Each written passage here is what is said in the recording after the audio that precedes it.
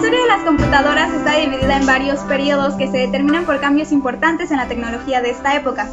La primera generación de computadoras está definida por el uso de tubos de vacío y abarca desde 1940 hasta 1956. En 1943, Alan Turing puso en operación una serie de máquinas empleadas por los británicos para leer las comunicaciones cifradas alemanas durante la Segunda Guerra Mundial, las Colossus. Este fue uno de los primeros computadores digitales. Esta generación se caracteriza principalmente por tener un tamaño enorme y utilizar el lenguaje de máquina. Además, usaban tubos de vacíos para los circuitos y tambores magnéticos para la memoria, y solo podían resolver un problema a la vez.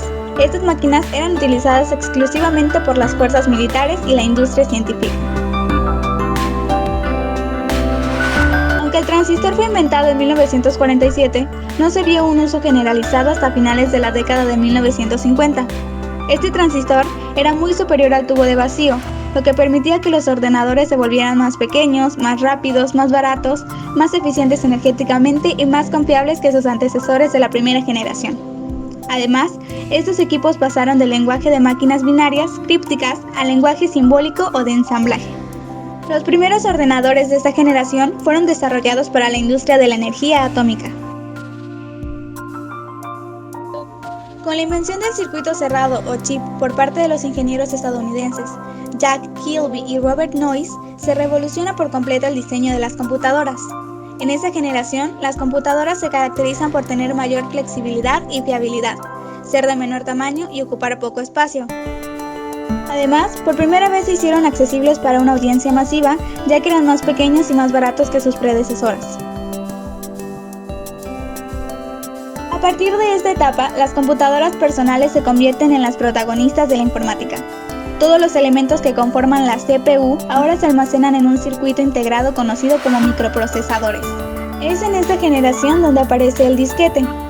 Además, a medida que se volvieron más poderosos, pudieron vincularse entre sí para formar redes, lo que finalmente condujo al desarrollo del Internet. Los ordenadores de esta cuarta generación también vieron el desarrollo del GUI, el ratón y los dispositivos de mano. Una de las principales características de esta generación es la simplificación y miniaturización del ordenador, junto con un mejor desempeño y mayor capacidad de almacenamiento. Todo eso con los precios cada vez más accesibles.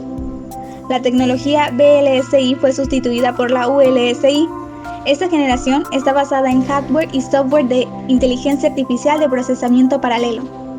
Otro punto importante de esta generación fue la presentación al mundo de la primera computadora cuántica comercial, llamada IBM Q System One, en 2019 por IBM.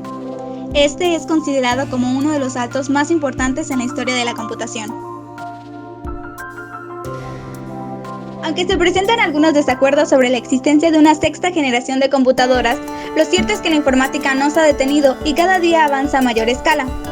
Una de las características que definirán a la sexta generación serán las computadoras inteligentes basadas en redes neuronales artificiales, también llamadas cerebros artificiales.